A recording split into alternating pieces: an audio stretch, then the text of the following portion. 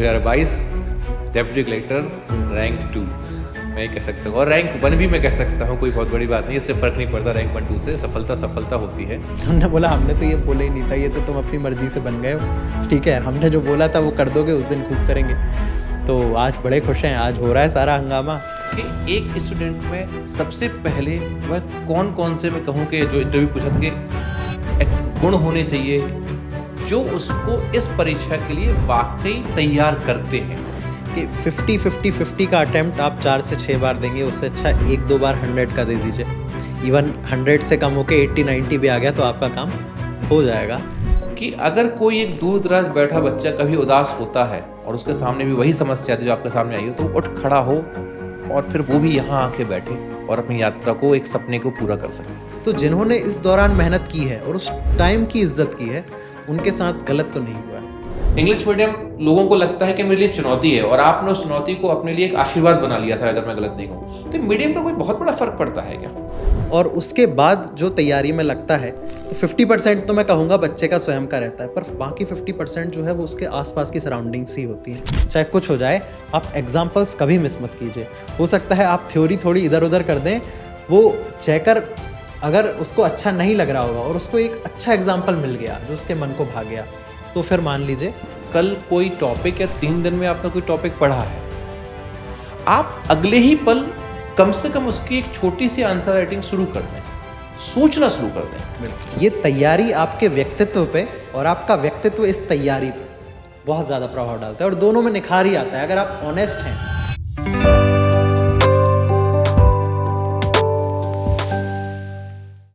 आज जिज्ञासा के इस पहली कड़ी में आप सभी का स्वागत है। मेरे साथ जो साथी हैं, मैं उनकी जो इंट्रोडक्शन है एक ही लाइन से करना चाहूँगा कि हम तो दरिया हैं, हमें अपना हुनर मालूम है, जिस ओर भी चल देंगे रास्ता खुद ब खुद बन जाएगा।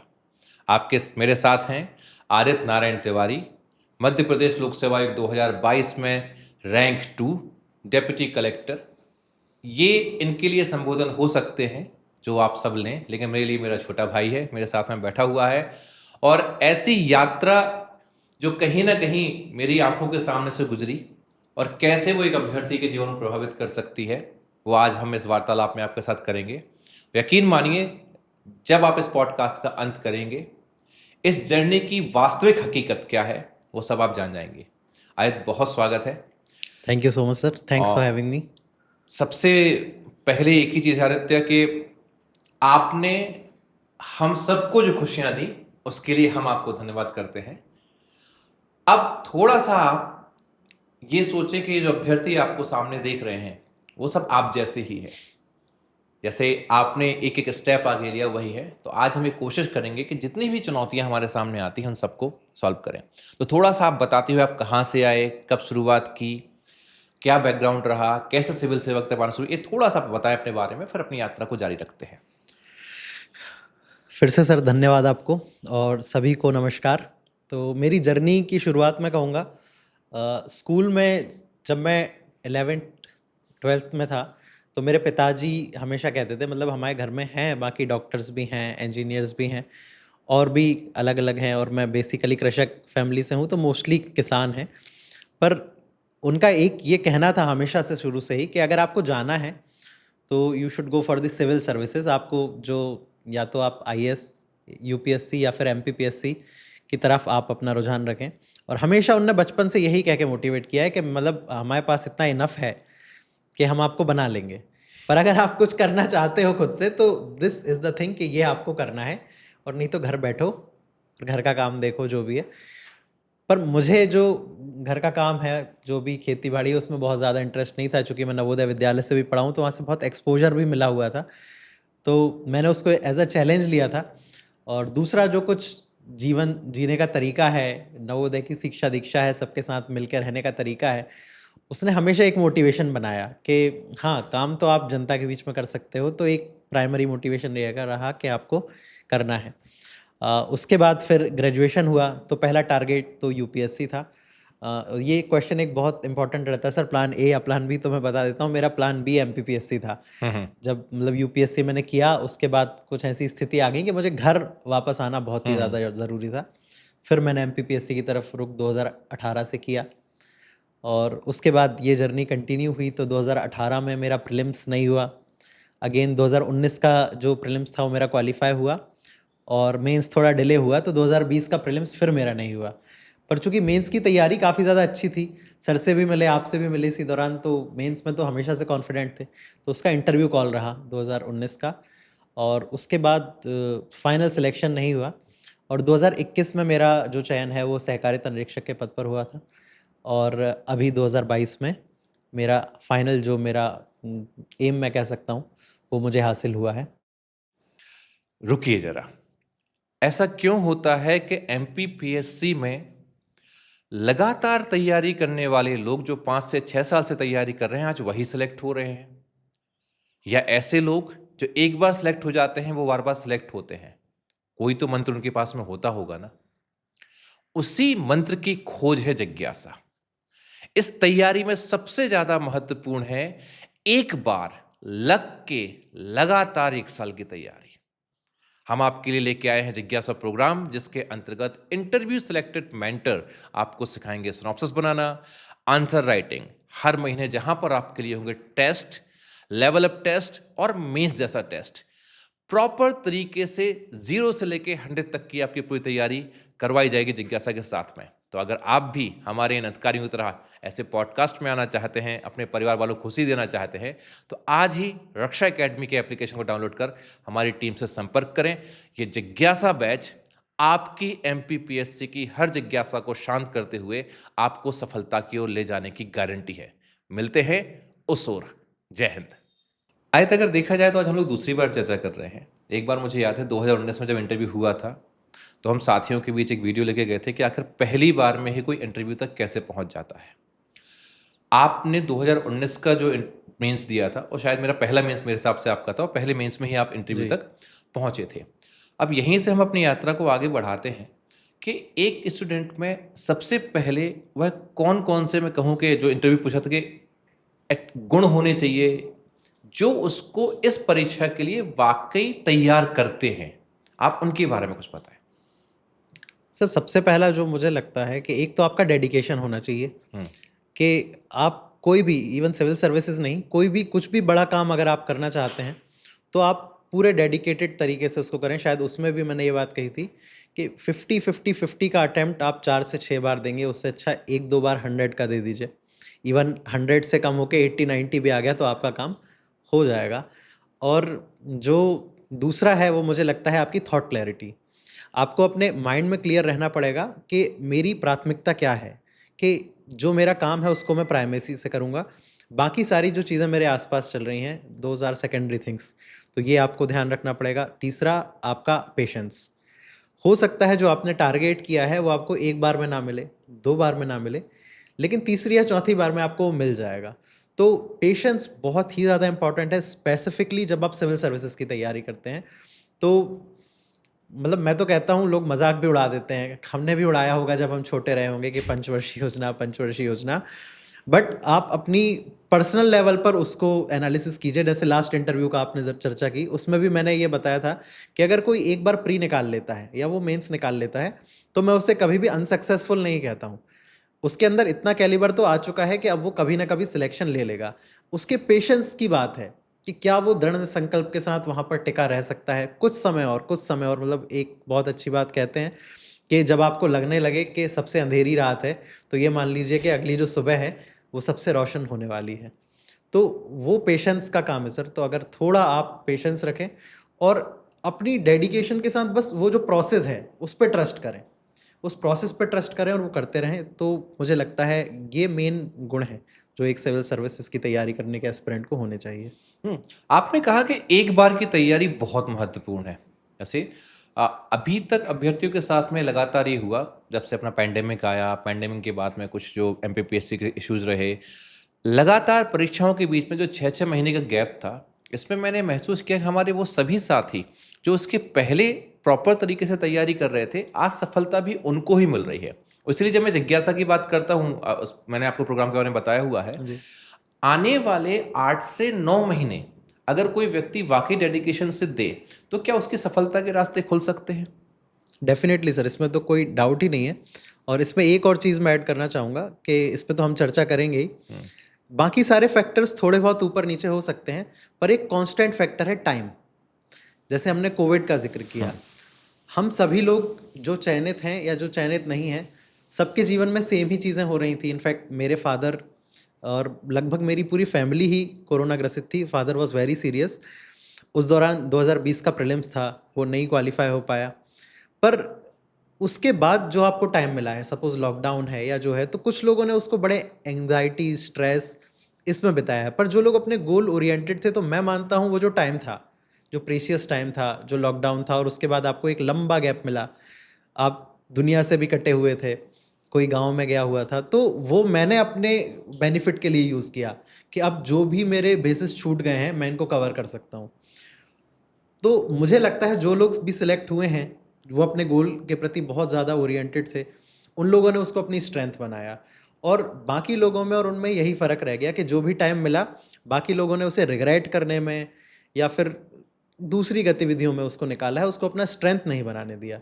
और उसके बाद जब निरंतर एग्ज़ाम आए, 21-20 आया, 21 आया, 22 आया, तो आप देखेंगे कि बच्चा पोस्ट उठा रहा है, अगली बार अपग्रेड कर रहा है, पोस्ट उठा रहा है, अपग्रेड कर रहा है। तो 19 से लेके ये कहानी चली आ रही है। जैसे मेरा भी 21 में सिलेक्शन हुआ और पोस्ट अपग्रेड हो गया है। तो जिन्होंने इस दौरान मेहनत की है और उस टाइम की इज़्ज़त की है, उनके साथ गलत तो नहीं हुआ है। ये सबसे बड़ी बात है क्योंकि मैं ये कहता हूँ एक टैलेंट जो होता है हर किसी में होता है, राइट? मैं किसी को कम ज़्यादा नहीं आंकता हूँ, बट टैलेंट के साथ में समय का सदुपयोग करना बिल्कुल ये सही। बहुत बड़ी चुनौती होती बस है। थोड़ा-सा यहाँ पे मैं ऐड करूँ, जो टैलेंट की बात आपने कही है, मेरी कहानी ये है कि 5वीं क्लास में मैं आदित्य को अबित्य लिखता था। तो ऐसा होता है कि आप हार्ड वर्क को रिप्लेस नहीं कर सकते। टैलेंट कम ज़्यादा चलेगा। जो बच्चा जब से, खासकर सिविल सर्विसेज़ में, अगर आप जब से हार्ड वर्क करना चालू कर देंगे, जब से सेल्फ स्टडी, खुद का फ़ोकस बना के करने लगेंगे, तब से आपका दिन चेंज होने लगेगा। आप खुद बदलाव महसूस करने लगेंगे कि यार, stars are shining for me. तो अपने आप महसूस करेंगे, बस वो मेहनत बहुत ज़्यादा आवश्यक है। नवोदय का हम दोनों की ज़िंदगी में एक बहुत बड़ा रोल है और चूंकि दो नवोदय साथ में बैठे हैं और अगर हम नवोदय की बात ना करें तो भी अधूरा रहेगा। वो स्कूल कुछ तो सिखाता है। अगर एक आपकी जो 6 साल की यात्रा वहाँ की रही है, उसमें से अगर 3 से 4 कोई बड़े पॉइंट्स में उठाना चाहूँ तो क्या रहेगा जो हमें नवोदय ने सिखाया? क्योंकि मुझे लगता है कि अ, आज देश में बड़े-बड़े स्थानों पर अगर नवोदय से लोग निकल के बैठ रहे हैं तो कुछ तो उस विद्यालय की बात है। जो और अगर आज हम चर्चा ना करें तो शायद हम अपने स्कूल के प्रति ईमानदार नहीं बिल्कुल होंगे। सही। नवोदय के लिए सर, मतलब मैं शायद कितने ही शब्द बोल दूँ, कितने ही पॉइंट्स बोल दूँ, कम हो जाएँगे। लेकिन अगर एकेडमिक्स की ही बात करें, तो जो मुझे एक चीज़ सिखाई है, हमें पढ़ना सिखाया है। पढ़ना दूसरे स्कूल भी सिखाते हैं, मतलब उनके प्रति कोई नेगेटिविटी नहीं है। बट एक पढ़ना होता है कि आपको टीचर स्पून फीड करा रहा है, और एक होता है कि आपको पढ़ाई में आत्मनिर्भर बना दिया कि ये लो किताब, अब तुम पढ़ो, कैसे नहीं पढ़ोगे। तो एक बच्चा है जो 12वीं के बाद आकर अपनी किताबें उठा रहा है कि यार अब तो मुझे खुद से ही करना है, और एक बच्चा है वो 9वीं 10वीं से खुद की किताबें पढ़ रहा है।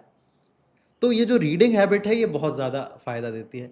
जो दूसरा है, आपके जो हॉरिज़ॉन्स होते हैं, हर एक बच्चा रहता है कि कोई पढ़ाई में अच्छा रहता है, कोई खेल-कूद में अच्छा रहता है, कोई लोगों से सोशलाइज़ेशन में अच्छा रहता है। नवोदय जाकर कोई भी बच्चा ऐसा नहीं है जो इन सब में कुछ ना कुछ मात्राओं में वो एक्सेल करता है। हुँ, सपोज़ स्पोर्ट्स है, अगर वो नहीं भी पढ़ता है तो कुछ ना कुछ तो हम आपको खिलवा ही देंगे। आप कुछ हुँ, भी करो, हम कुछ तो खिलवा देंगे। हुँ। कुछ आपको को-करिकुलर एक्टिविटीज़ करवा देंगे, तो आपके जो हॉरिज़ॉन्स हैं, आपके ब्रेन के, वो काफ़ी ज़्यादा ओपन हो जाते हैं। और इस एग्ज़ाम में स्पेसिफ़िकली मेंस में जो अब डिमांड आ रही है एमपीपीएससी में भी, जो यूपीएससी में भी चली आती थी, तो सक्सेस रेट का कारण सबसे बड़ा ये है कि नवोदय के स्टूडेंट्स के हॉरिज़ॉन्स बहुत ब्रॉडन रहते हैं। राइट। वो चीज़ देख सकते हैं, महसूस कर सकते हैं, जो बाकी लोग पढ़ के अर्जित करते हैं। सपोज़ कोई बुक पढ़ेंगे, वो बच्चे को पढ़ने की आवश्यकता नहीं है, उसने सब जिया है। तो ये कुछ चीज़ें रहती हैं। और दूसरा, लोगों से मिलना-जुलना, बोलना, एक जो सोशलाइज़ेशन होता है, सामाजिक समरसता होती है, एक साथ मिलके ग्रुप स्टडी, बहुत अच्छा जो आपको इसमें भी काम आता है सिविल सर्विसेज़ में, आप साथ मिलके कैसे पढ़ सकते हैं। कई लोग रहते हैं ग्रुप स्टडी करते हैं तो उनकी स्पीड स्लो हो जाती है। हुँ, हुँ। हुँ, पर अगर आपकी हैबिट है, आप 4 लोगों के साथ मिलके पढ़ सकते हो, तो यहाँ पे आपको बहुत एडेड बेनिफिट मिलता है।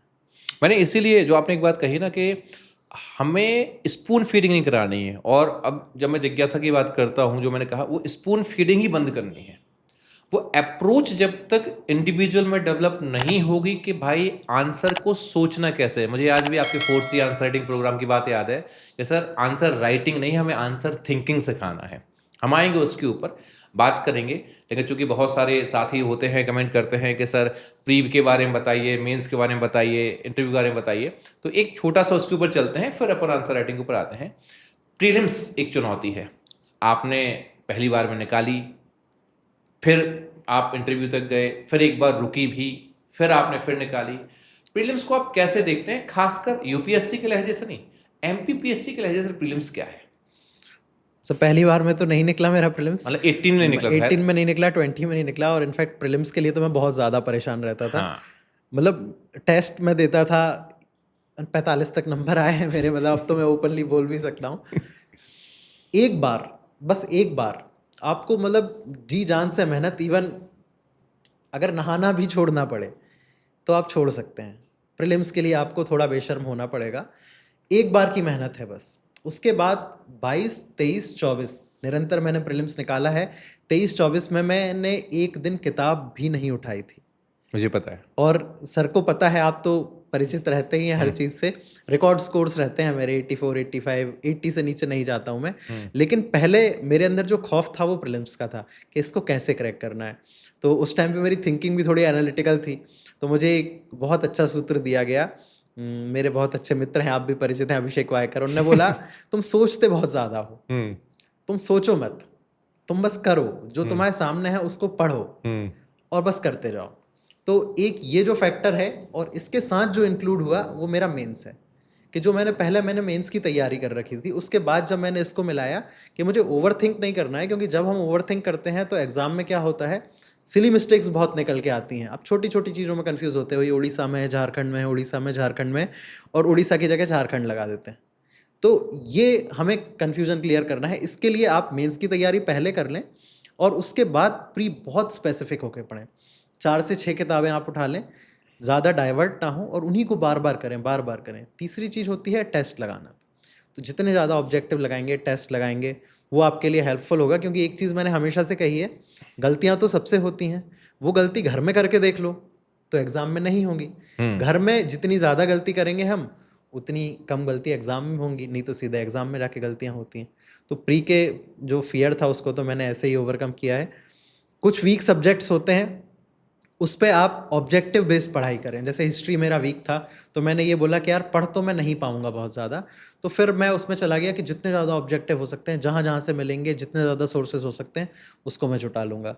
और एक स्ट्रेटजी होती है आपकी टॉपिक वाइज, कि आपने देख लिया कि यहाँ पीएससी टारगेट कर रहा है। जैसे हमेशा बोलता हूँ मैं, सेंसस का क्वेश्चन गलत करना मतलब अपने आप को आके आप मतलब आईने में मत देखिए। 4 दिन तो मत ही देखिए तो अच्छा है।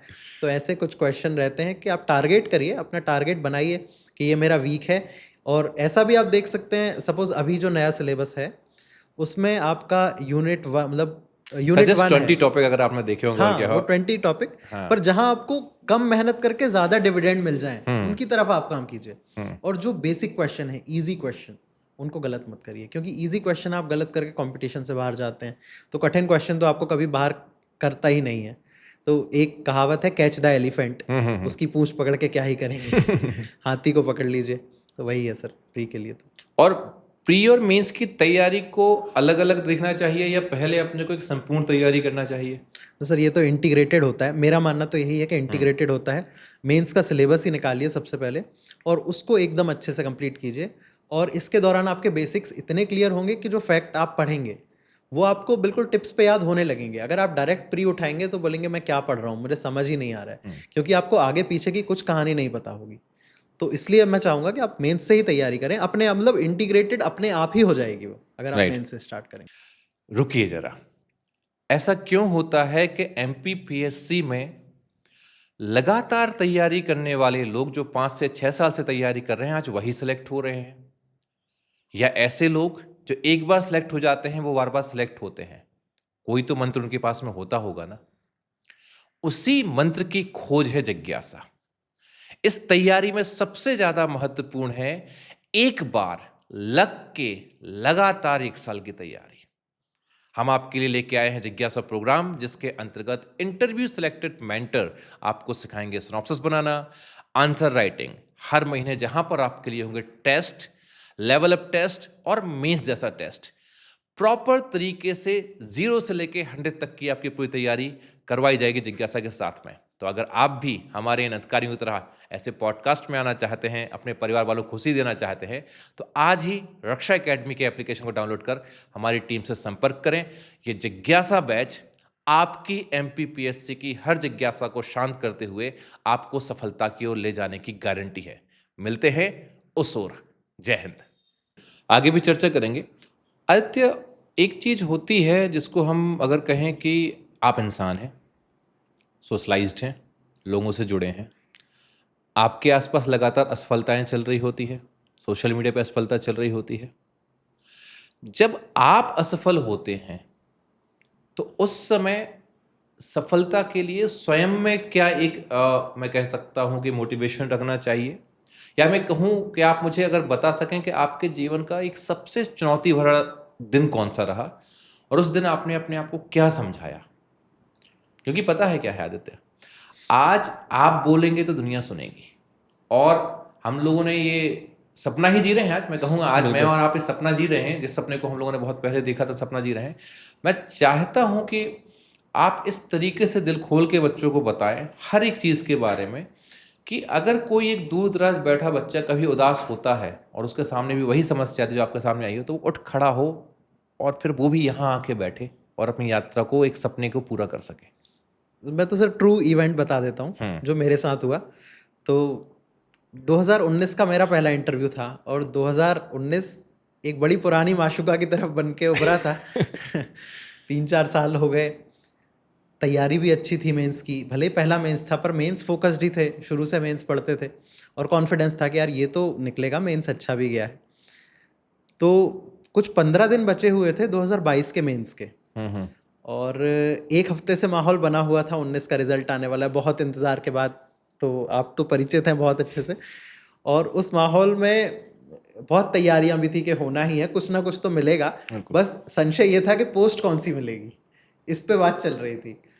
और 3-4 दिन बाद सडनली रात में 12:30 के आसपास रिजल्ट आया, और नाम देखा तो नाम भी ऐसे देखा कि जब आदित्य सर्च किया तो 6 थे, तो 6 देख के लगा कि एक ना एक तो अटक ही गया होगा।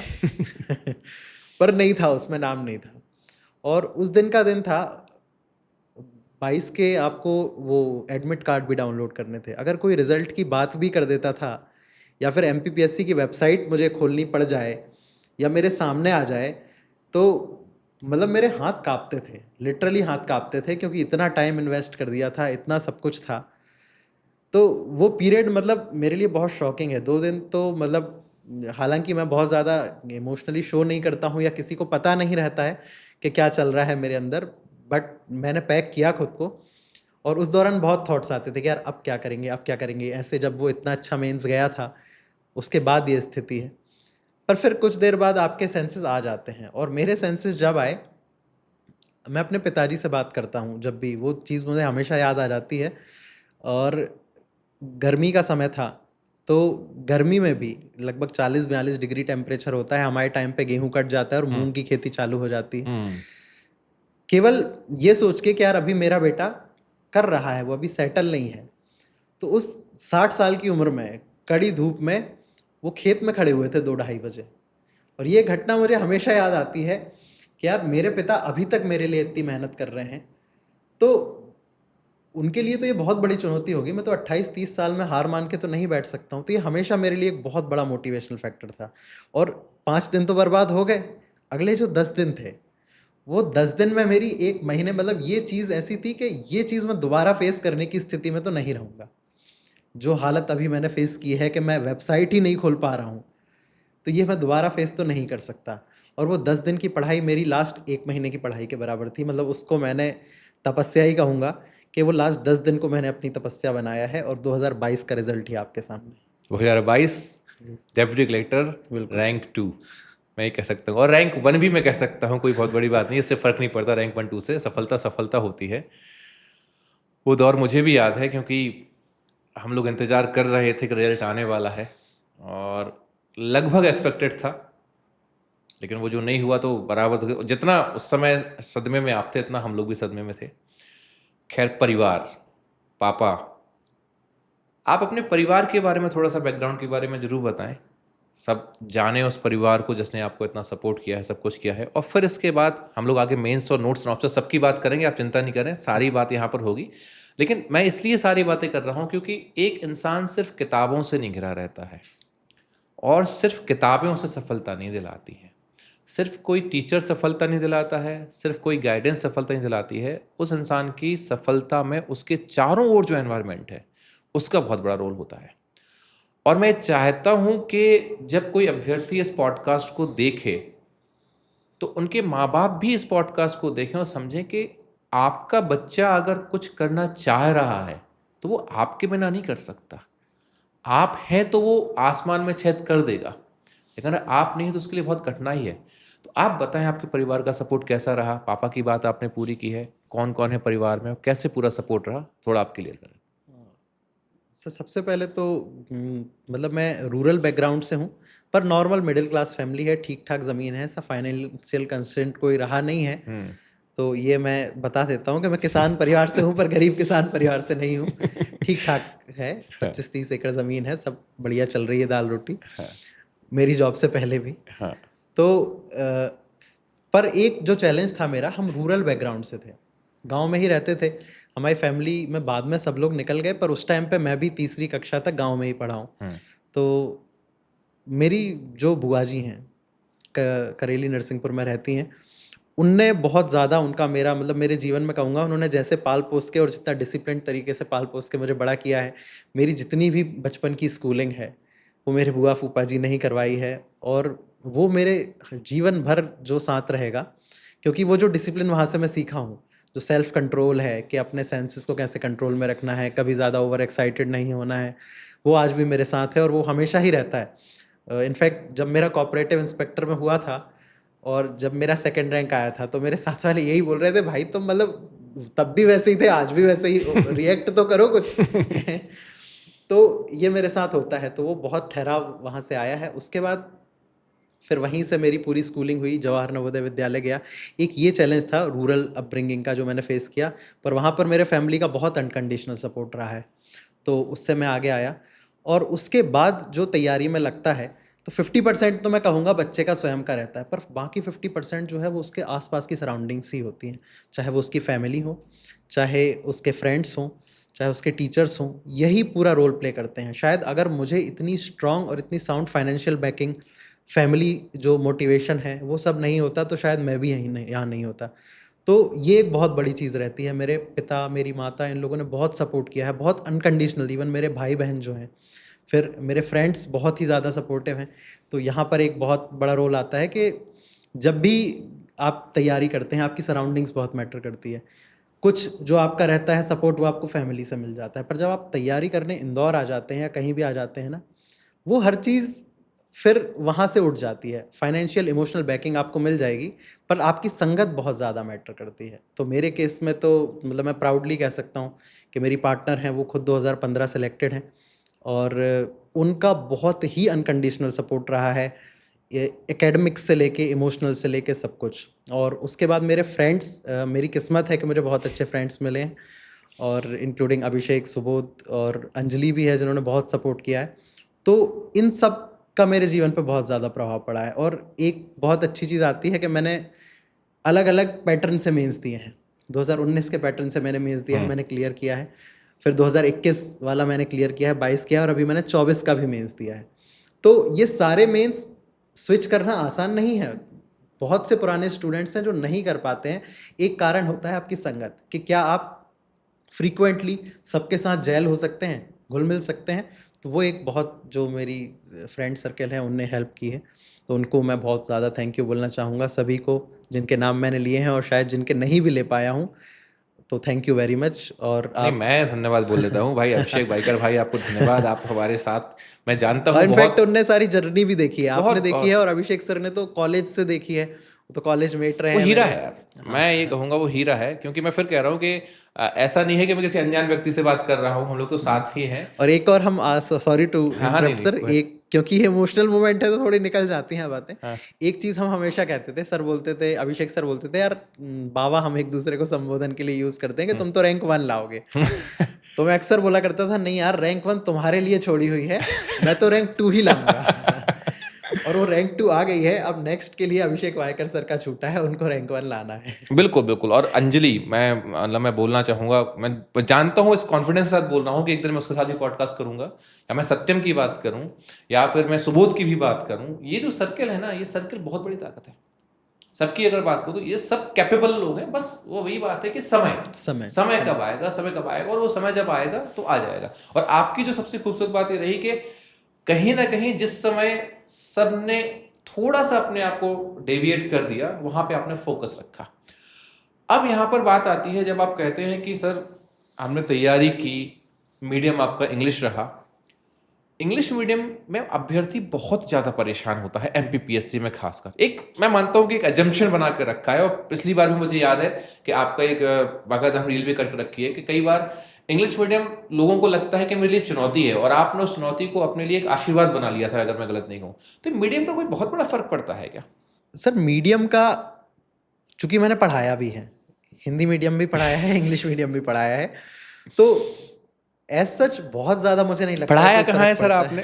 है। सर पढ़ाया तो आप ही के पास है, उसके लिए थैंक यू, आपने एक अपॉर्चुनिटी दी। क्योंकि इसमें मैं ऐड कर देता हूँ थोड़ा सा, मैं बहुत शाय किस्म का इंसान हूँ, अभी बात कर रहा हूँ आप लोगों से, तो इसमें बहुत बड़ा रोल सर का है, क्योंकि सर ने पढ़ाने का जो प्लेटफॉर्म दिया है, उसके बाद से जो हम खुले हैं तो चुप ही नहीं हो रहे हैं। नहीं, वो तुम्हारे अंदर पूरी चीज़ें थी, वो दिख रही थी। क्योंकि जस्ट रिजल्ट के पहले याद है, हम लोग एक जगह बैठे हुए थे, चाय वाय पी रहे थे वहाँ पर, तो एक ही बात दिख रही थी कि यार आदित्य रैंक टॉप 10 में तो अपने को आना है। जस्ट 4-5 दिन पहले की बात होगी मेरे हिसाब से, और वो चीज़ देखो सही होती है। तो कई बार कुछ अच्छा सोचना, अच्छा बोलना भी बहुत महत्वपूर्ण हो जाता है। खैर चलिए मीडियम पे बात करते तो हैं। मीडियम पे बात करते हैं। मुझे सर ऐसा लगता है कि हिंदी क्या है, हम सभी बोलते हैं, सब बोलते हैं, तो हिंदी हमारी बोलचाल के साथ साथ पढ़ने की भी भाषा बन गई है, और उसके कारण हमें वोकेबुलरी थोड़ी ज़्यादा आती है। इंग्लिश ऐसी है, हम काम चलाने के लिए पढ़ते हैं, चाहे इंग्लिश मीडियम वाला ही बच्चा क्यों ना हो, वो काम चलाने के लिए पढ़ता है जितनी उसको आ जाए।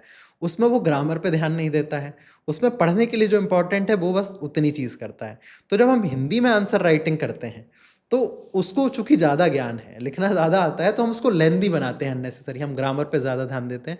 अगर मेरी आंसर राइटिंग की सीरीज़ जो मैंने 4C में कुछ डेमो लेक्चर्स हैं, उसमें अगर कोई देखेगा तो मैंने ये बताया है कि भाई साहब आपको हिंदी की वोकेबुलरी स्ट्रॉन्ग करनी पड़ेगी, तब जाकर, जैसे कोई बोलेंगे कि मैं कंफ्यूज हो गया, कंफ्यूजन के लिए जो भी हिंदी वर्ड है आप बोल दो कि इन कर्तव्य विमूढ़, ये एक एग्जाम्पल दे रहा हूँ, पर एक छोटा सा आप ऐसा कर सकते हो कि एक शब्द को आप ऐसा बना सकते हो जो काफ़ी वर्ड्स को कवर कर सके, और ग्रामर को वहाँ इग्नोर कर दो। जीएस में ग्रामर का बहुत बड़ा रोल होता नहीं है, पर हिंदी वाला बच्चा ये नहीं कर पाता है।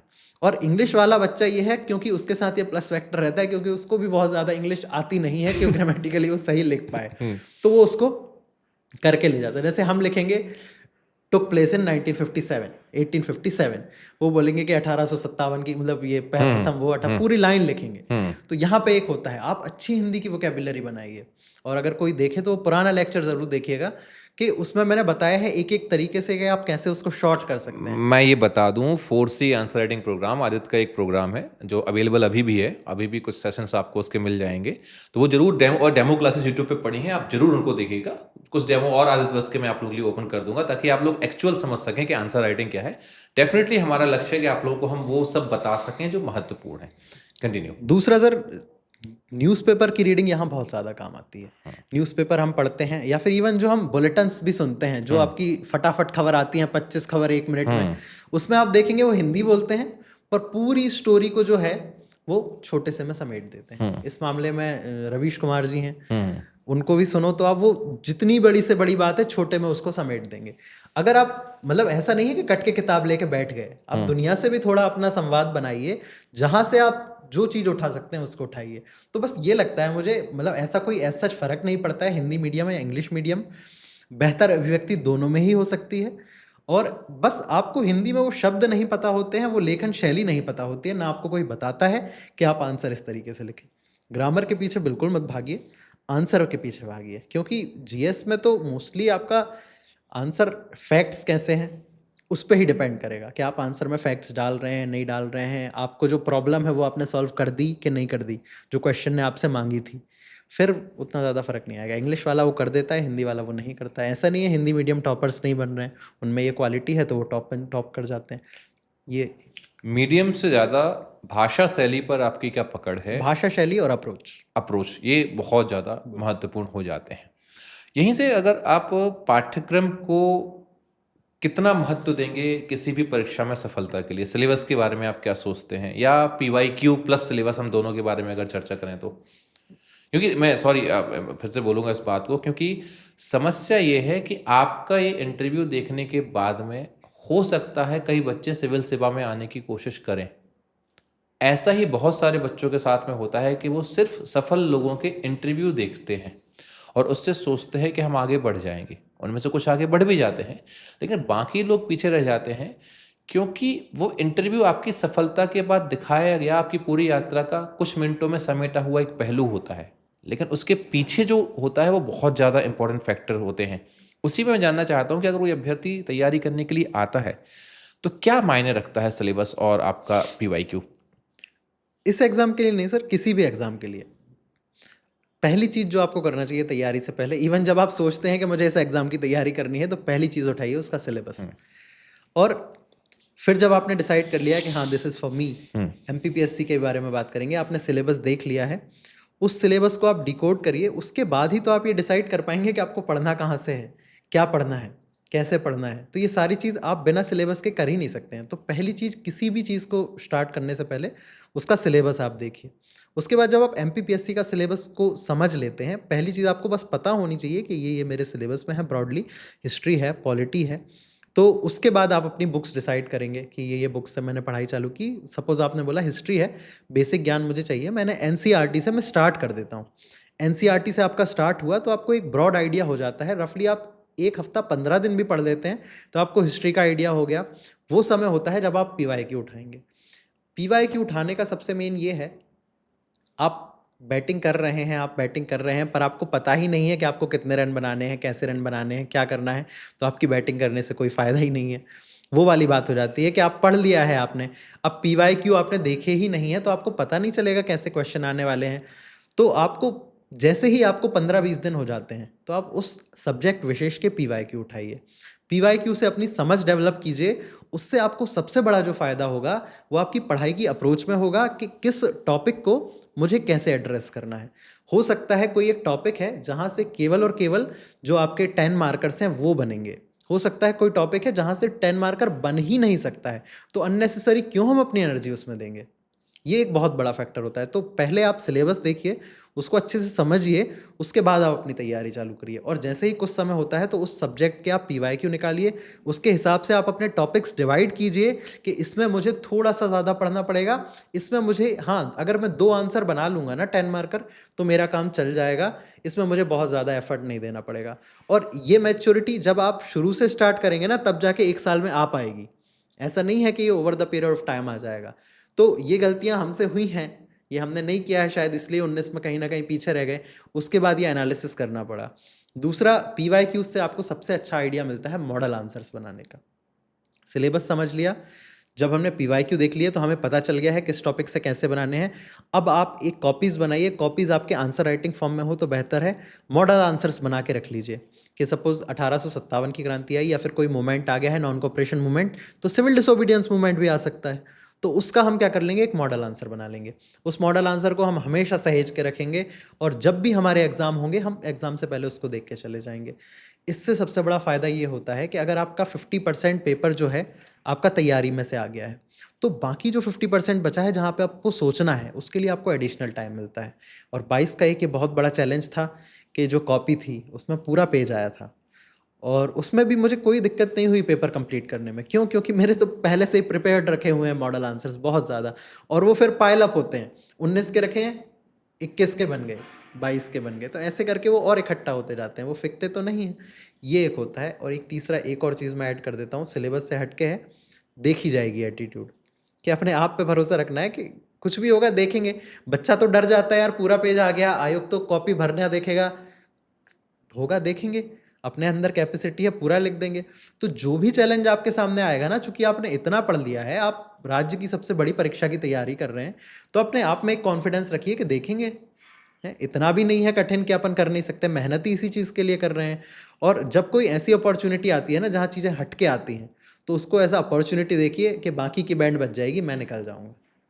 ये एटीट्यूड बहुत फ़ायदा नहीं, करता है सर। एटीट्यूड तो सबसे ज़्यादा महत्वपूर्ण है, क्योंकि जो हम सोचते हैं वो हम बन जाते हैं। एक बड़ी सिंपल सी बात है यहाँ पर।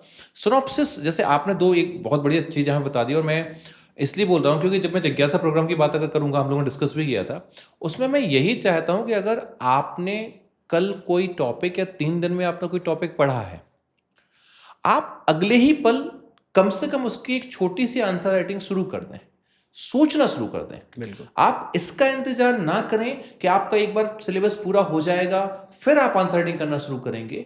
मुझे लगता है ये बहुत बड़ी गलती होती है, क्योंकि अगर आपने 4 पेज, 5 पेज या 10 पेज पढ़े, उसमें से 1-2 आंसर आपने लिखना शुरू किए, वो आंसर आपको एक अप्रोच देना शुरू करेंगे आगे पढ़ने में। और जो आपने PYQ देखे वो भी आपको एक अप्रोच देंगे कि आपको क्या पढ़ना है। कि जैसे आपने कहा कि एक टॉपिक ऐसा है जहां से 10 मार्कर आने ही नहीं है, हम क्यों उतना ज्यादा मेहनत करें यहाँ पर। एक और वर्ड होता है बहुत ज्यादा जो हम लोग सुनते हैं, इंपॉर्टेंट, सिनॉप्सिस। और सिनॉप्सिस को आप चाहे शॉर्ट नोट्स बोल दीजिए, और चाहे अपने मन की उपज में जो आपको याद कर, कुछ भी आप उसको बोल दीजिए। इसका कितना रोल है और आपने इसका कैसे उपयोग किया?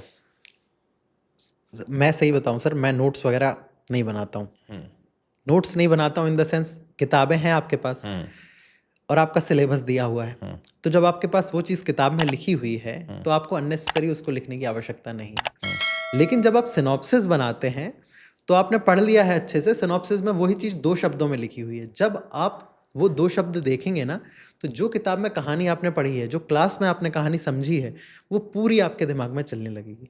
तो मैं सिनॉप्सिस और मॉडल आंसर्स पे बहुत ज़्यादा भरोसा करता हूँ। मेरे जो नोट्स हैं वो मॉडल आंसर्स के फॉर्म में रहते हैं।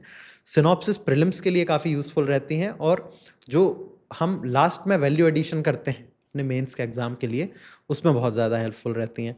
तो मैं, जैसा मैंने बताया, नोट्स का बहुत बड़ा फ़ैन नहीं हूँ, लेकिन मैं सिनॉप्सिस और आंसर, मॉडल आंसर्स, इनको बहुत ज़्यादा प्रेफ़र करता हूँ। तो मेरी सलाह भी यही रहेगी कि अल्टीमेटली हमें करना जो है, हम उसकी प्रैक्टिस करें। अननेसेसरी पढ़ने की प्रैक्टिस तो नहीं करनी है।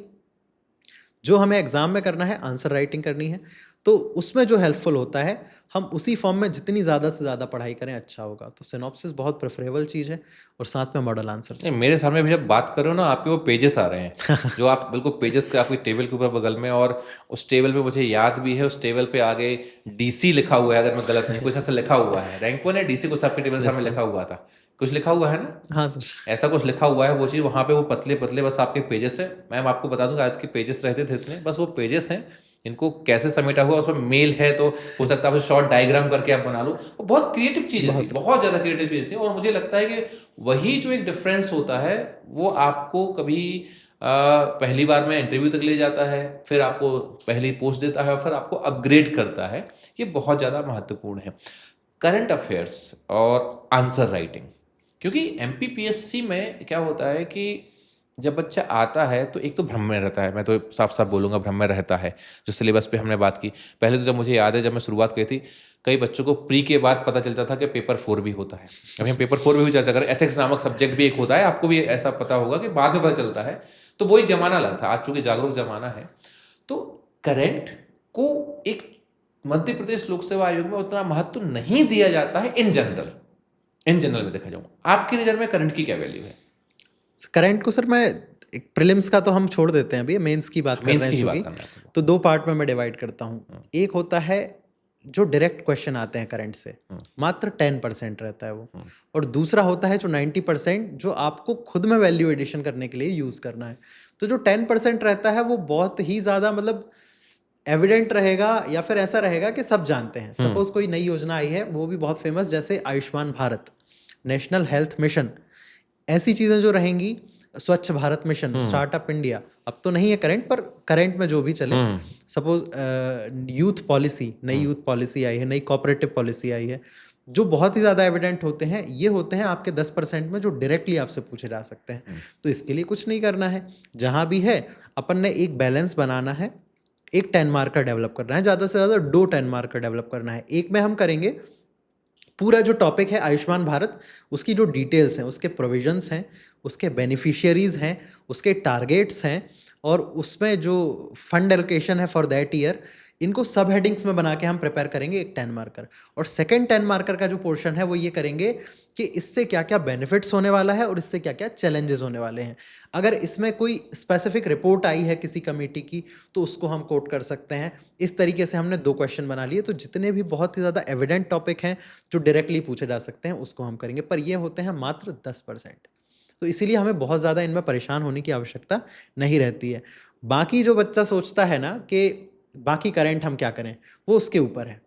कई रहते हैं जो करंट को इग्नोर कर देते हैं, उनको 3 नंबर मिल जाता है। जो थोड़ा सा करंट पे ध्यान दे देते हैं उनको 3.5 नंबर मिल जाता है। और ओवर द क्वेश्चंस अगर हम आधा आधा नंबर लेके चलते हैं तो वही फ़र्क पड़ता है, क्योंकि सारे पेपर में मिलाओगे तो 20-22 नंबर का फ़र्क हो जाता है। तो बहुत ज़्यादा डिसाइसिव ये हो जाता है। तो उसकी तैयारी कैसे करेंगे, तो मेरी स्ट्रेटजी तो ये रहती है, आंसर राइटिंग करते हैं और टेस्ट देते हैं। कुछ घर में लिखते हैं, कुछ हम टेस्ट जाके देते हैं। तो सपोज़ आप पेपर सोशल इश्यूज़ का टेस्ट दे रहे हैं, नेशनल फैमिली हेल्थ सर्वे उठाइए, 5 डेटा, केवल 5 डेटा अगले टेस्ट के दिन हमें यूज़ करना है, वो आप एक पेपर में नोट कर लीजिए।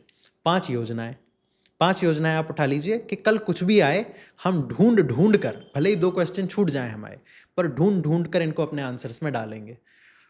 जब आपने अगले दिन पेपर आया, आपने उनको डाल दिया, तो पहली चीज़ आपको ये अंदर से कॉन्फिडेंस आया कि हम जो पढ़ेंगे ना करंट, वो हम रियल सिचुएशन में आंसर्स में डाल सकते हैं। उसके बाद आप वो 10 चीज़ें भूलेंगे नहीं कभी। तो वो 10 चीज़ें आपकी याद हो गई हैं, आपने उस पेपर को साइड रख लिया है। अगला टेस्ट है इकोनॉमी का, अगेन 5 डेटा, 5 सेम स्कीम्स, आपने उसको किया, अगले में आपको ये हो गया।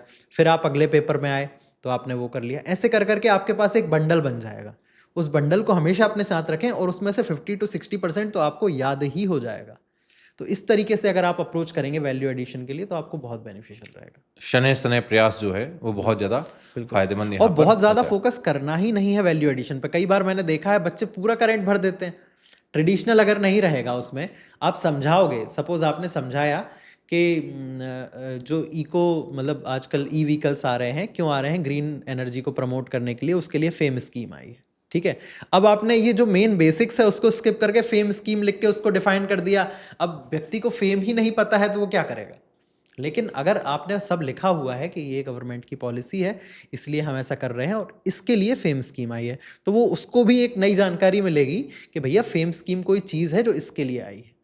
तो ये एक बहुत बड़ी अप्रोच होती है कि आपको एक बैलेंस बनाना पड़ेगा करंट और जो आपका बेसिक कंटेंट होता है। अगर आप करंट लिख देंगे तो आपको कम ही नंबर मिलेंगे, बेसिक अकेला लिख दोगे तो भी काम चल जाएगा। तो इसलिए उसका बैलेंस बनाएं। बहुत बढ़िया। अब आगे थोड़ा सा और क्लासिफिकेशन पे जाते हैं। क्लासिफिकेशन से मेरा मतलब है यहाँ पर कि एमपीपीएससी का सिलेबस 1 से लेके 6 पेपर, क्या 1 से लेके 6 पेपर में सेम अप्रोच रखी जा सकती है, या ऐसा होता है कि कुछ टॉपिक ज़्यादा महत्व वाले होते हैं, कुछ कम महत्व वाले होते हैं?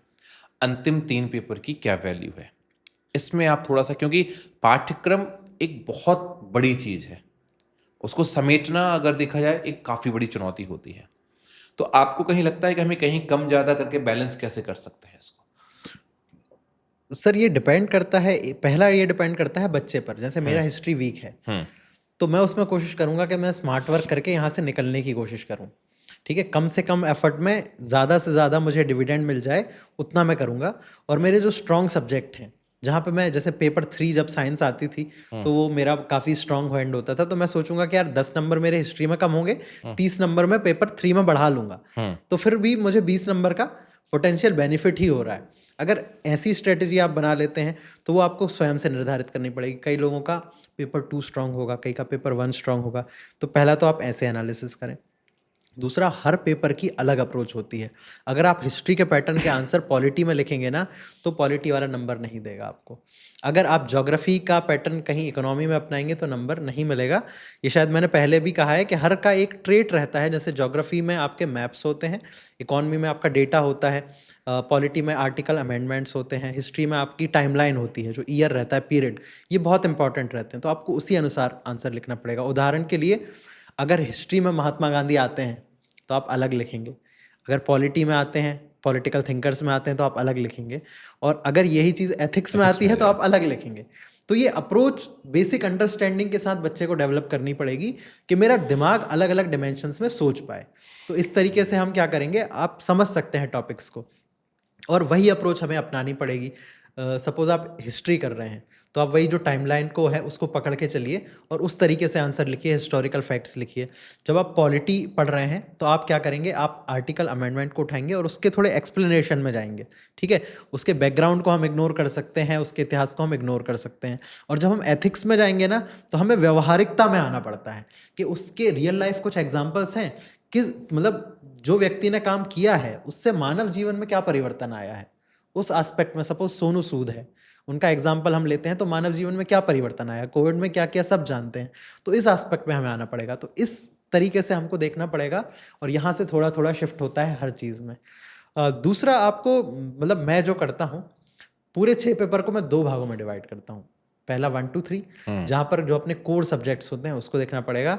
तीसरा स्कोरिंग पार्ट 4 5 5 6। ये आप मतलब जनरली बच्चा तैयारी ही 1 2 3 की करता है, जैसा आपने बताया, बाद में जाके उसको थोड़ा पता बस रोका चलता है। चाहूंगा, 1 2 3 ही नहीं, 1 2 3 में भी history, geography, polity, economy, science.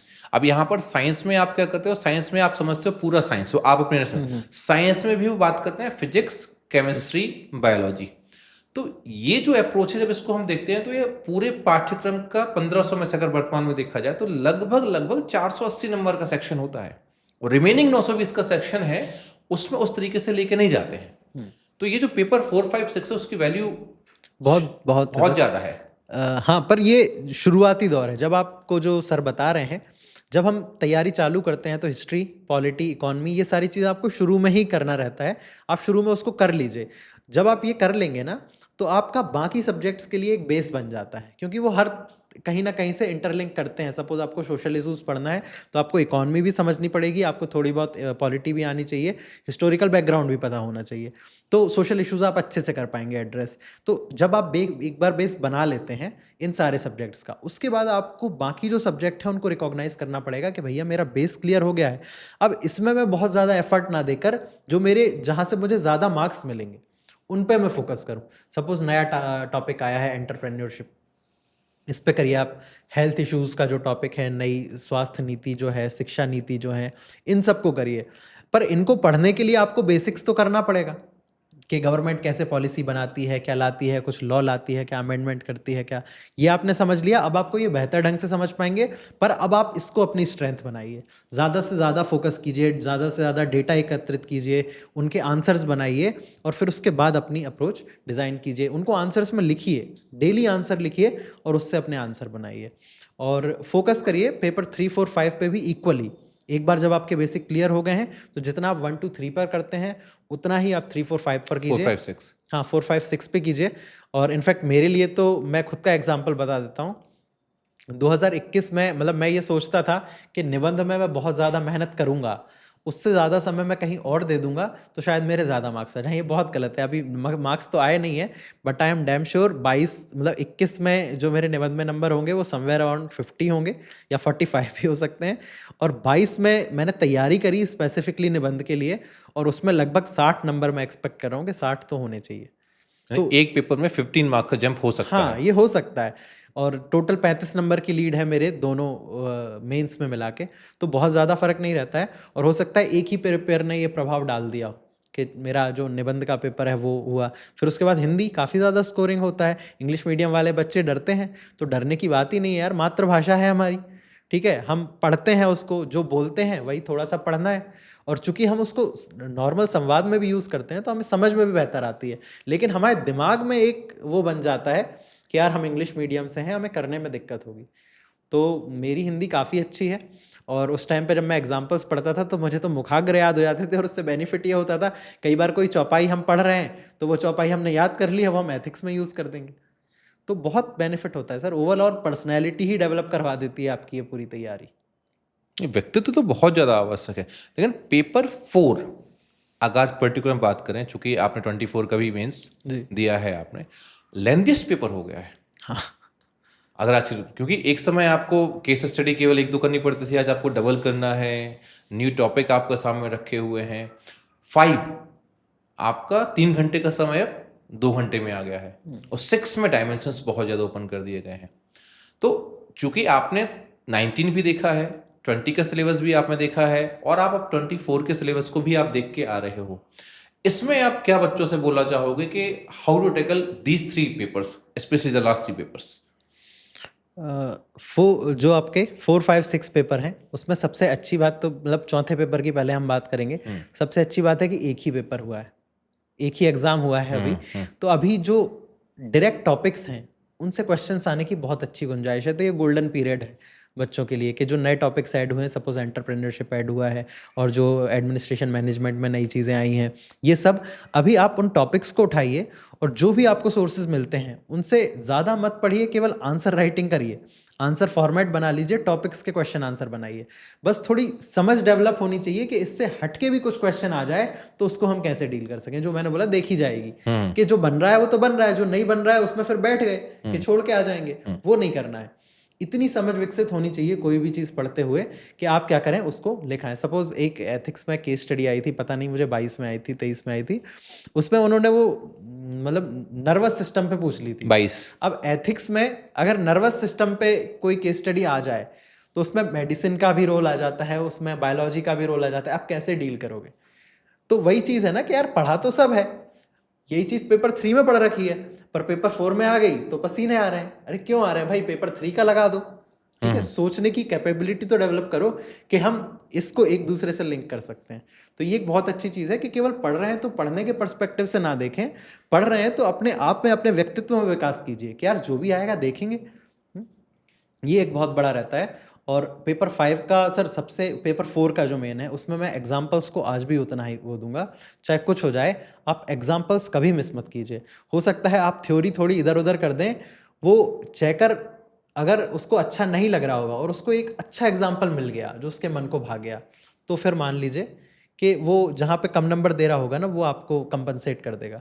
तो एग्जाम्पल्स का बहुत ही बड़ा रोल है, खासकर जो करेंट और रियल लाइफ एग्जाम्पल्स हैं जो सभी जानते हैं उनको आप बहुत अच्छे से लिखें। एंटरप्रेन्योरशिप है तो लिखिए ना, फ्लिपकार्ट इंडिया में बना है, ठीक है, सब जानते हैं फ्लिपकार्ट, तो जो चेकर है वो भी कुछ ना कुछ ऑर्डर करता ही होगा। तो ऐसे उदाहरण दीजिए जो रियल लाइफ से हैं, तो इसका बहुत बड़ा रोल है। पेपर 5 हिंदी ईजीएस्ट है, जो मैंने बताया आपको दिमाग से ये निकालने की आवश्यकता है। हिंदी मीडियम वाले बच्चे तो वैसे ही एक्सेल करते हैं उसमें, लेकिन टॉपिक से बहुत ज़्यादा भ्रमित मत होइए, वो टॉपिक से स्टिक करिए और एग्जाम्पल्स के माध्यम से, बहुत ज़्यादा जो एग्जाम्पल्स होते हैं ना जो आपकी किताबों में देते हैं उनके माध्यम से पढ़ाई कीजिए। उनको कुछ कुछ आप पढ़ेंगे, आपको हो सकता है समझ में ना आ रहे हो, पर कई बार ऐसे होता है हमने उस हेडिंग में एक एग्जाम्पल पढ़ा हुआ है, जब क्वेश्चन में आता है तो हमें स्टिक कर जाता है ये तो वहाँ पढ़ा हुआ था, डायरेक्ट आप पढ़ देते हैं क्योंकि वो फिक्स रहते हैं, बहुत ज़्यादा हटके वो नहीं देते हैं। और एक होता है प्रशासनिक शब्दावली जिसमें लोगों को इंग्लिश टू हिंदी दिक्कत आती है, तो क्यों ना हिंदी वाला बच्चा जब पॉलिटी पढ़ रहा है या इकोनॉमी पढ़ रहा है तो वहाँ पे कोई शब्द आया, सपोज जो आपका आया, जो आपके रिट्स होते हैं, ठीक है, हैबियस कॉर्पस मैंडेबस ये सब होते हैं, तो आप उसी टाइम पे पढ़ लीजिए कि उत्प्रेषण होता है, बंदी प्रत्यक्षीकरण होता है, देन एंड देयर वहीं आपने क्लियर कर लिया। तो अमेंडमेंट हुआ, आपने उसको वहीं पे कर लिया, ठीक है, कि संशोधन होता है। तो ऐसी छोटी छोटी चीज़ें आप तुरंत ही देखते चलें तो ये आपकी एक प्रोसेस बन जाएगी, वो अलग से नहीं करना पड़ेगा। और चूंकि मैंने ये ट्राई किया है तो निबंध के लिए मैं ये बताना चाहूँगा कि आपको एक संडे निकालना पड़ेगा पूरे मंथ में एक संडे निकालिए जिसमें आप अपने निबंध लेखन पे काम करेंगे, स्पेशली इंग्लिश मीडियम वाले स्टूडेंट्स। तो मैंने जैसा पहले सोच रखा था कि यार मैं इतनी मेहनत यहाँ करूँगा, दूसरी जगह कर लूँगा तो नंबर बढ़ जाएंगे, कोई दिक्कत नहीं, दूसरी जगह आपके नंबर वैसे भी बढ़ जाएंगे।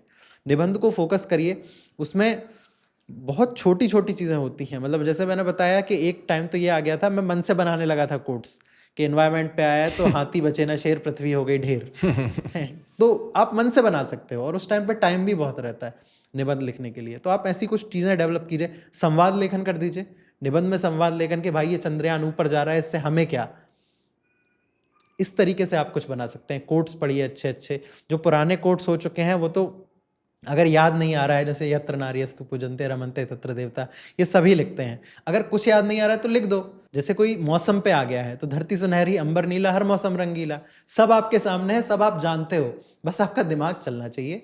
तो वो आप जब तक दिमाग चलाओगे घर में नहीं, वहीं फिर सब आंसर राइटिंग और प्रैक्टिस पे आ जाता है कि ऐसा नहीं होगा कि आप सोच लिया कि हाँ यार पेपर में दिमाग चलाना है और पेपर में जाके दिमाग चला देंगे। जब तक घर में दिमाग नहीं चलाओगे तब तक पेपर में नहीं चलेगा। अरे इतनी सब बातें करके एक बड़ी बात क्लियर नहीं हो रही कि परीक्षा पढ़ने से ज़्यादा, पढ़ना ही डेफिनेटली एक बेस है, पढ़ने से ज़्यादा ये व्यक्तित्व की परीक्षा है भाई। बिल्कुल सर। जो मुझे लग रहा है। आप इंडिविजुअल लेवल पर एक विषय को किस नज़र से देखना चाहते हो, आप एक उत्तर को किस नज़र से देखना चाहते हो, वो आपकी सफलता का स्रोत बनता है, मुझे जो लगता है। अब जब हम व्यक्तित्व पे बात करते हैं, और आई थिंक 3 इंटरव्यू अपने दिए हैं आपने, और ईश्वर ने तीसरे इंटरव्यू में तो बहुत अच्छी सफलता दिलाई है। इंटरव्यू को लेकर भी बहुत सारे मिथ्स हैं। इंटरव्यू की प्रिपरेशन जो करने जा रहे हैं, तो क्या उन्हें उस दिन का वेट करना चाहिए जिस दिन लिस्ट में नाम आए, या पहले से भी इंटरव्यू के बारे में कुछ सोचा जा सकता है? तो व्यक्तित्व की चूँकि चर्चा हुई है, तो मैं बता देता हूँ, जो ये इंटरव्यू पे भी रिफ्लेक्ट करेगा। ये तैयारी आपके व्यक्तित्व पे और आपका व्यक्तित्व इस तैयारी पे बहुत ज़्यादा प्रभाव डालता है, और दोनों में निखार ही आता है। अगर आप ऑनेस्ट हैं, तो आपका जो व्यक्तित्व है वो आपकी तैयारी से निखरेगा, आप हम्बल ही होंगे, और जो आपकी व्यक्तित्व है उससे आपकी तैयारी निखरेगी। क्योंकि जो भी आपके प्लस पॉइंट्स होंगे या जो माइनस पॉइंट्स होंगे, वो कहीं ना कहीं तैयारी से, जैसे आप शॉर्ट टेम्पर्ड हैं तो आपको लगेगा यार मैं क्या कर रहा हूँ अपने जीवन के साथ, पर वहीं आप धैर्यवान हैं तो आपको लगेगा नहीं, मेरा भी समय आएगा, मेरा भी समय आएगा। तो दोनों चीज़ एक दूसरे को बहुत ज़्यादा प्रभावित करती हैं, और ज़्यादातर अगर आप ईमानदार हैं तो ये निखारते ही हैं।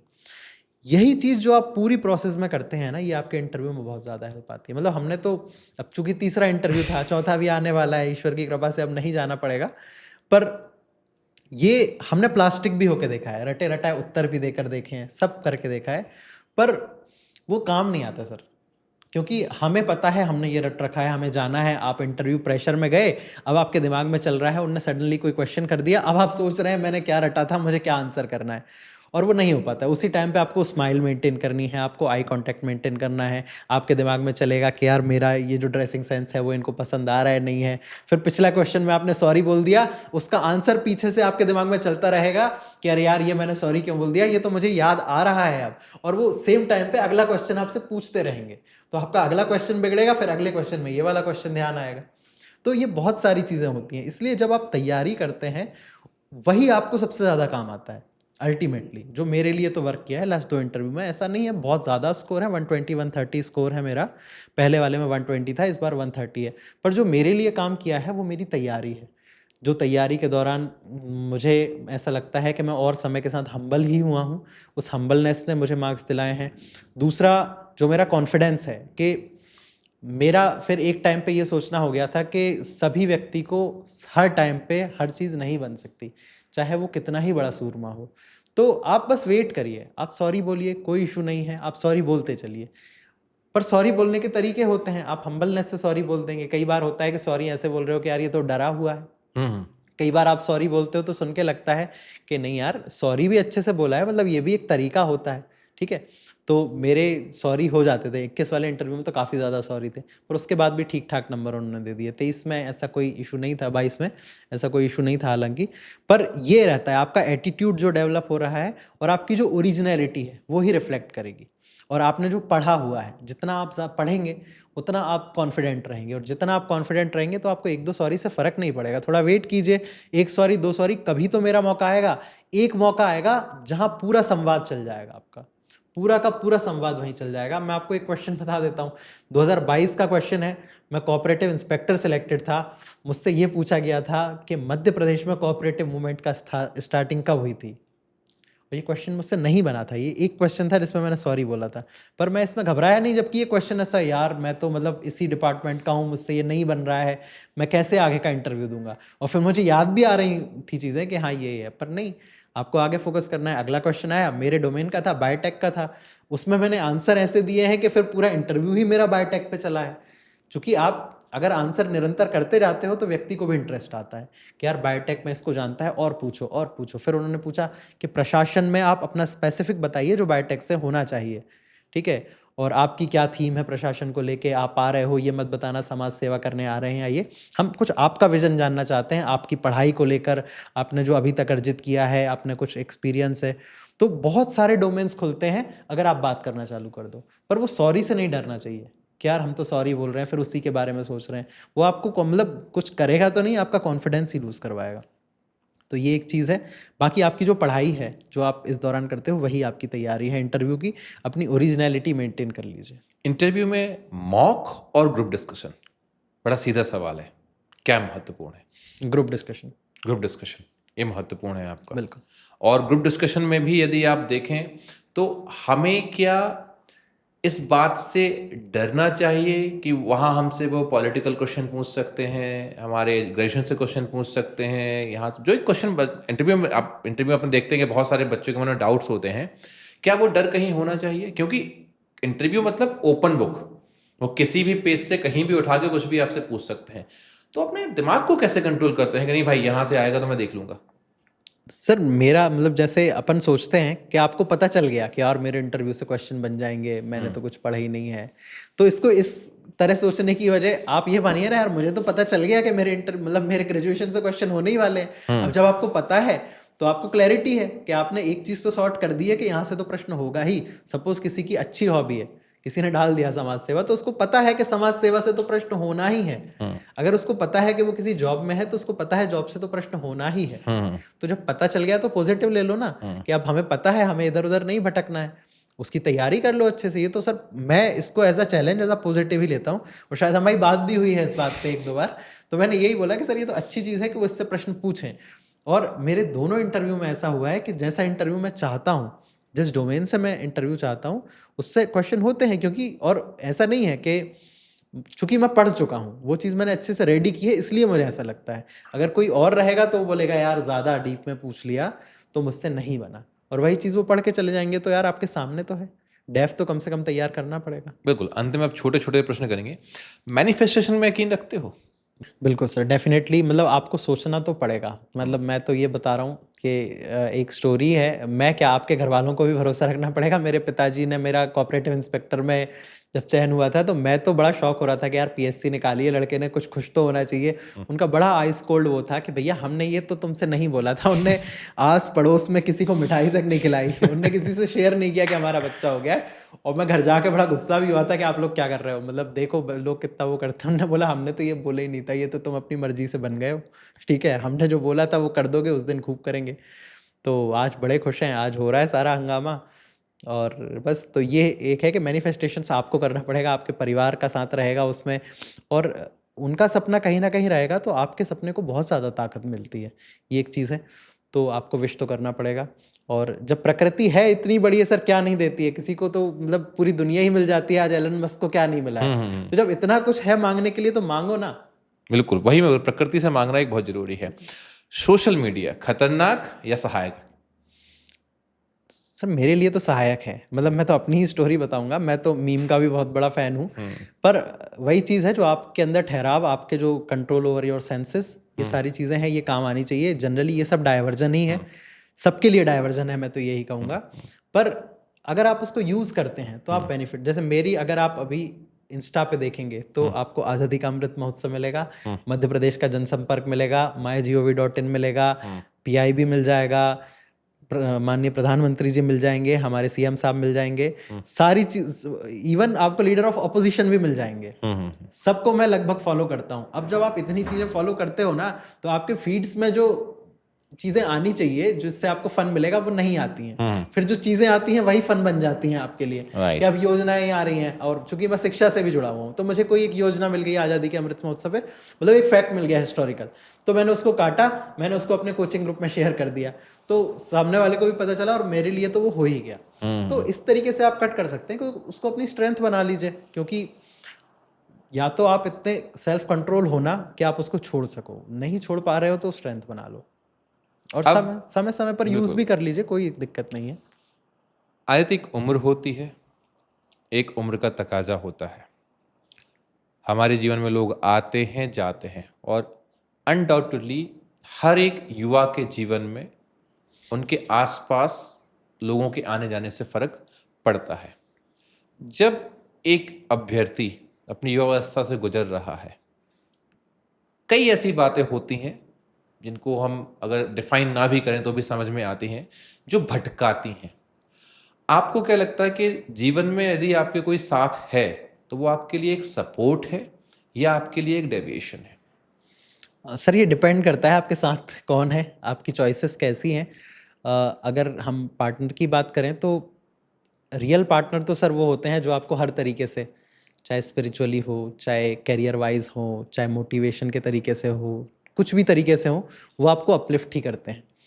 पर हम भी इंसान हैं, तो सबके साथ ऐसा नहीं हो सकता है। तो गो टू तो चीज़ ये रहती है कि आप जितने ज़्यादा डाइवर्शन से बच सकते हैं आप बचिए। तो जो लोग 25 से कम में हैं अभी, उनके साथ ये बहुत आसान होता है कि अगर आप अपने आप को फोकस कर दें तो आप डाइवर्ट नहीं होंगे और 25 से पहले निकाल के ले जाएंगे। पर कई बार ऐसा नहीं होता है, मुझे ही देख लीजिए, मेरी एज भी ज़्यादा हो गई है, तो उनके साथ चाहते हुए भी ऐसा नहीं होता है कि वो बच पाएँ। तो चयन ऐसा होना चाहिए, जैसा मैंने बताया, कि हेल्पफुल होना चाहिए। स्वार्थ वाला कोई भी रिलेशन, चाहे मित्र हो, कोई भी हो, अगर आपका परस्पर अच्छा तालमेल है और आपका अपलिफ्टमेंट हो रहा है, आपका नहीं, दोनों का, म्यूचुअली, आपके जितने फ्रेंड्स हैं, आपके पार्टनर हैं, जो भी हैं, उनके साथ आप दोनों उठ रहे हो साथ में, तो ये बहुत अच्छी चीज़ है। नहीं तो बाकी सब डाइवर्जन ही है, आपको उससे कोई बेनिफिट तो नहीं मिलेगा। चलिए आदित्य, पूरी इस यात्रा में जो हम लोगों ने पिछले 3 से 4 साल में गुजारी, मैंने जो आपसे सीखा मैं आज वो ही बताना चाहूँगा। आपका ऑब्जर्वेशन, आप कम बोलते हो, आज भी मैं बोलूँगा कम ही बोलते हो, थोड़ा सा ठीक है आप बोलना शुरू कर दिया है, बट आप अपेक्षाकृत कम बोलते हैं। आप अपने आसपास चल रही घटनाओं का एक विश्लेषण करते हैं और उस विश्लेषण में जो आपके लिए आवश्यक है उतना आप अपने पास रखते हैं, बाकी को बिना अपने ऊपर हैम्पर किए साइड कर देते हैं। ये जो मैंने आपके जीवन में पूरा देखा है, बहुत बड़ा अंतर रहा है। और आज भी इस पॉडकास्ट में हमने ये कोशिश की है कि अगर थॉरोली कोई इस एग्जाम को क्रॉस करना चाहता है तो उसे अपने आप को एक व्यक्तित्व परिवर्तन की यात्रा से गुजारना पड़ेगा। अगर वो इस व्यक्तित्व परिवर्तन की यात्रा से नहीं गुजरता है तो कहीं ना कहीं सिविल सेवा खासकर उसके लिए कठिन हो सकती है। तो अंतिम आपका संदेश अभ्यर्थियों के लिए क्या रहेगा?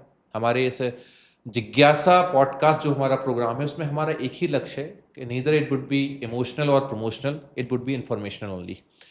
तो आप अंत में अभ्यर्थियों से क्या कहना चाहेंगे? क्या ऐसा वो करें अपने जीवन में? एक कोई मंत्र अगर आप देना चाहें जो उनकी सफलता के लिए बहुत महत्वपूर्ण हो, और इसी के साथ अपनी वाणी को अपन समाप्त करें।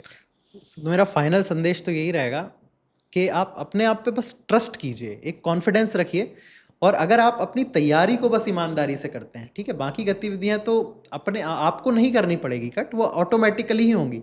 अगर आप अपनी तैयारी के प्रति ईमानदार हैं तो सोशल मीडिया कट हो जाएगा, बाकी की आपकी पार्टी कम हो जाएंगी, सब कम हो जाएगा।